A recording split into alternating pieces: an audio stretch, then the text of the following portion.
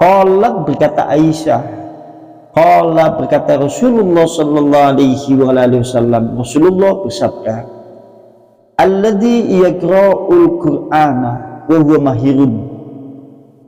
Adapun orang yang membaca Al-Quran dia mahir. Siapa saja yang membaca Al-Quran dia mahir. Maka ma'a safaratil kiramil bararah, dia nanti akan bersama malaikat juru damai, malaikat safar, malaikat juru tulis atau malaikat yang senantiasa menjadi juru runding, dan malaikat yang mulia, dan juga malaikat yang baik atau lagi berbakti kepada Allah. Antum membaca Al-Quran mahir, maka Allah Subhanahu wa Ta'ala akan mengirimkan malaikat untuk Anda, yaitu malaikat di sini adalah malaikat yang mulia, malaikat yang banyak berbakti kepada Allah jika Anda membaca Al-Quran dengan mahir. Masya Allah ya, ini menunjukkan betapa mulianya kitab suci Al-Quran.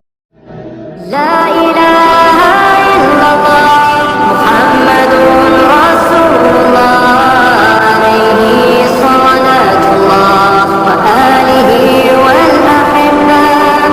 La ilaha illallah.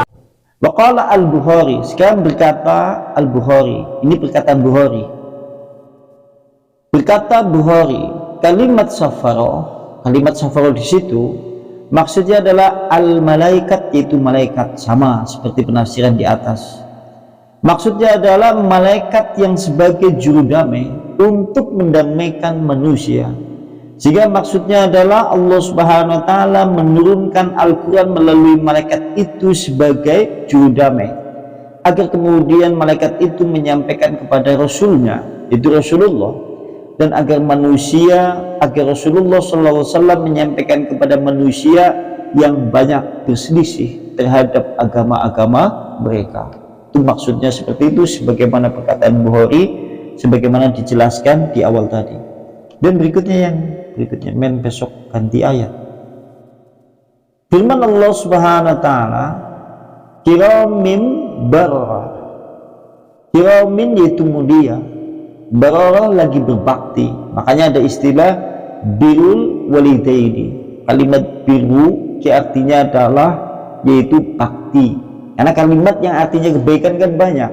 Hasanun, hasanah, kebaikan. Birun, kebaikan. Ma'ruf atau khair juga kebaikan. Maka di sini kalimatnya adalah bararah. Kalimatnya menunjukkan kalimat berbakti. Maksudnya adalah khuliqahum, yaitu khuliqahum, malaikat-malaikat itu diciptakan oleh Allah, yaitu sebagai makhluk yang mulia. Dan kita tahulah malaikat-malaikat itu diciptakan oleh Allah sebagai hamba-hamba Allah yang mulia. Tidak ada yang ingkar, tidak ada yang kufur. Berbeda dengan keadaannya manusia, ada yang kufur, ada yang beriman, ada yang bertauhid, ada yang syirik. Tapi kalau malaikat semuanya berbakti kepada Allah Subhanahu wa Ta'ala, sehingga dia memiliki pangkat yang mulia di sisi Allah. Lantas berikutnya, hasanun yaitu syarif, dia yaitu makhluk yang bagus dipandang. Malaikat itu makhluk yang bagus dipandang. Sekalipun kita tidak pernah melihat malaikat, cuma di tafsir ini dan banyak disebutkan di dalam kitab, malaikat itu adalah makhluk-makhluk yang sedap dipandang. Bahkan dulu di masa Nabi, tatkala sahabat-sahabat Nabi sedang duduk bersama Nabi, maka malaikat menyerupai seorang laki-laki yang paling bagus rupanya, hitam pekat rambutnya, kemudian menggunakan pakaian yang putih, kemudian duduk di hadapan Rasulullah, dan itu adalah malaikat Jibril. Karena malaikat itu adalah makhluk yang sedap dipandang kalau menurut di dalam tafsir. Wa ahlakuhum, dan baik akhlaknya baik. Sehingga tatkala kemudian malaikat-malaikat yang diciptakan oleh Allah, ada malaikat yang bertugas hanya berdoa kepada Allah untuk mendoakan kaum muslimin yang duduk bermajlis taklim. Ada malaikat yang senantiasa bersujud, bertasbih, bertakbir, bertahlil. Bahkan ada malaikat yang senantiasa mencatat amalan-amalan manusia. Mereka semuanya berakhlak mulia. Sesungguhnya menghendaki hamba-hamba Allah itu senantiasa berbakti kepada Allah, supaya mereka menjadi hamba-hamba Allah yang kelak akan mendapatkan surga. Tidak henti-hentinya mereka berdoa untuk kehidupan manusia. Dan berikutnya wa afnaluhum, dan juga baik pula kemudian perbuatan-perbuatan mereka. Baratun tahiratun kamilatun, dan sempurna kebaikannya dan baktinya. Baktinya, sucinya sempurna, karena dia adalah makhluk yang diciptakan oleh Allah tanpa pernah berbuat maksiat kepada Allah Subhanahu wa taala. Kemudian wamin hahuna, maka disinilah yang bagi, maka disinilah sebaiknya lihamilil Quran, untuk para pengemban Al-Quran, penghafal Al-Quran, atau orang yang mempelajari Al-Quran, ayyakuna, hendaklah dia memperbagus fi afnalihi, itu perbuatan-perbuatannya, wa aqwalihi, perkataan-perkataannya, ala sadat, yaitu di atas dari segala perbuatan-perbuatan yang hina, dan seharusnya mereka berada di atas jalan yang lurus dan juga berada di atas petunjuk. Berarti sebaiknya orang yang mempelajari Al-Quran, menghafalkan Al-Quran, atau orang yang senantiasa mengemban yaitu tugas terhadap Al-Quran, sebaiknya mereka senantiasa baik perbuatannya, perkataannya, di atas jalan yang lurus, di atas petunjuk dari Allah Subhanahu wa taala.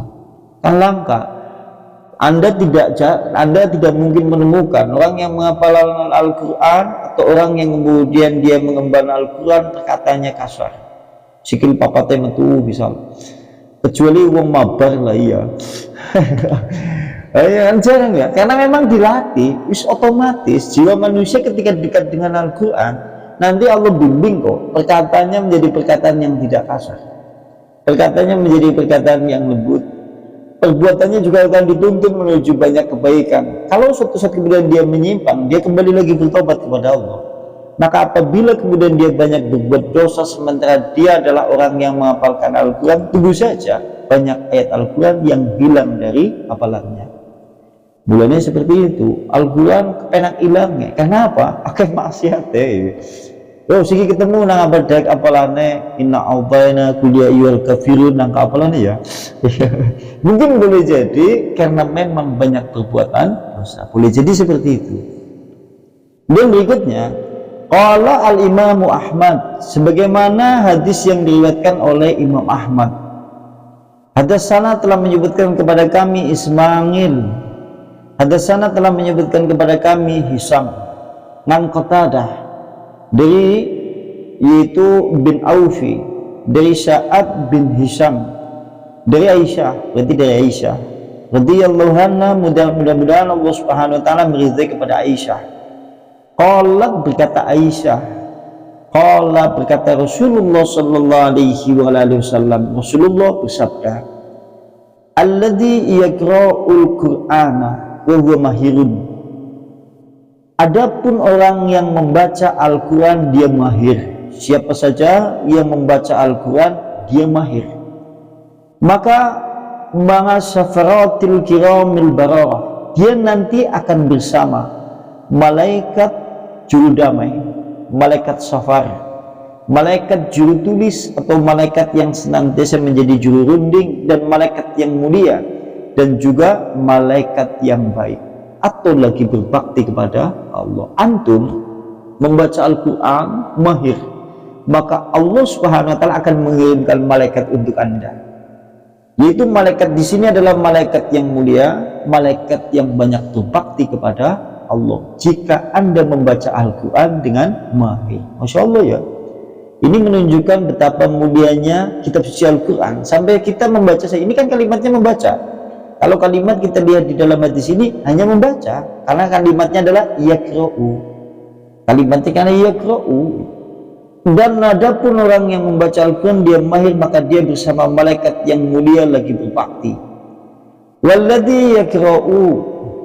Sementara kemudian ada hamba Allah yang membaca ayat Al-Quran, yaqra'uhu wa huwa 'alaihi syakkun. Sementara dia di dalam baca Al-Quran berat, terbata-bata. Karena mau baca Al-Quran kadang-kadang kan terbata-bata karena belum lancar. Biasanya kalau ayat Al-Quran, sekalipun antum biyen pernah ngaji katam, tapi terus ditutup mening, tidak pernah dibaca, tidak pernah dikatamkan lagi, maka tetap saja Anda di dalam membaca Al-Quran tetap terbata-bata.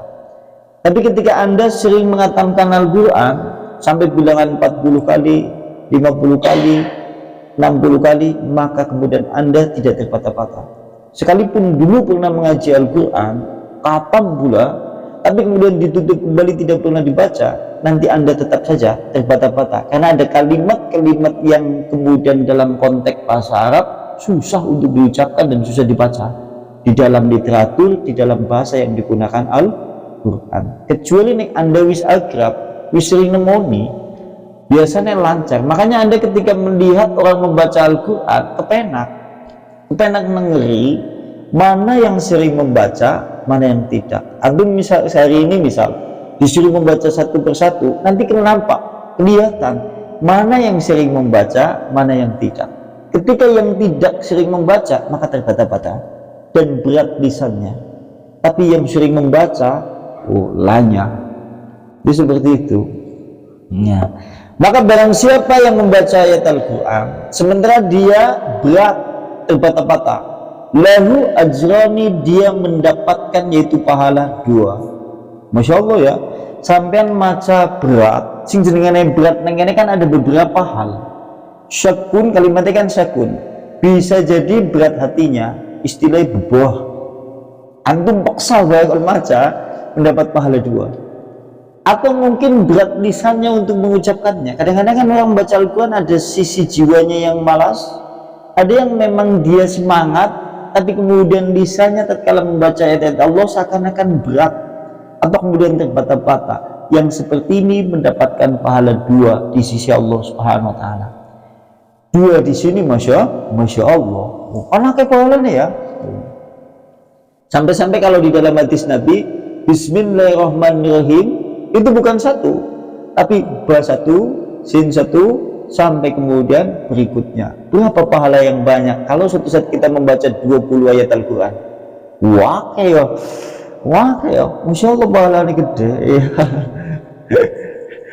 Jangan sampai yang disebutkan di dalam hadis Nabi, jangan asih yang disebutkan dalam hadis Nabi.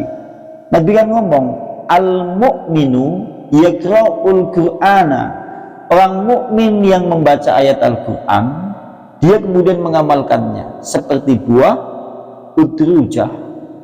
Mukmin yang membaca Al-Quran dan mengamalkannya itu seperti buah udrujah. Buah udrujah adalah buah yang wangi, rasanya manis. Mukmin sing maca Al-Quran mengamalkannya kayak buah udrujah, rasanya manis, baunya wangi. Kemudian kalimatnya, orang munafik yang membaca Al-Quran tidak mengamalkan Al-Quran, maka dia seperti buah raihana, mambune wangi, rasanya pahit. Orang munafik yang tidak membaca Al-Quran dan tidak mengamalkannya, dan kita tahu kalau kita cermati dalam bahasa hadis Nabi, mukmin yang terhadap Al-Quran kedudukannya hanya 1 yang disebutkan oleh Nabi, mukmin yang membaca Al-Quran dan kemudian mengamalkannya. Kedua, golongan munafik yang membaca Al-Quran tidak mengamalkannya. Golongan yang ketiga, munafik yang tidak membaca Al-Quran. Yang menjadi pertanyaan, bagaimana kita seorang mukmin tapi tidak pernah membaca ayat Al-Quran? Nah, Nabi sudah disebutkan dalam hadis itu loh. Nah, Nabi tidak disebutkan dalam hadis itu, lantas menjadi golongan apa coba? Ya kayak gitu maksudnya. Karena Nabi ngomong orang mukmin yang membaca Al-Quran mengamalkannya itu seperti buah udrujah, wangi manis. Kalau orang munafik yang membaca Al-Quran tidak mengamalkannya seperti buah raihana, rasanya pahit tapi baunya wangi. Orang munafik yang tidak membaca Al-Quran dan tidak mengamalkannya seperti buah hamdolah. Buah hamdolah adalah rasanya pahit, kemudian baunya busuk. Nah, siki sing dadi pertanyaan, orang mukmin yang tidak membaca ayat Al-Quran kayak buah apa? Kayak si malakama. Kata Abu Salamah jarane buah si malah kam. Ana maling buah si malah kam.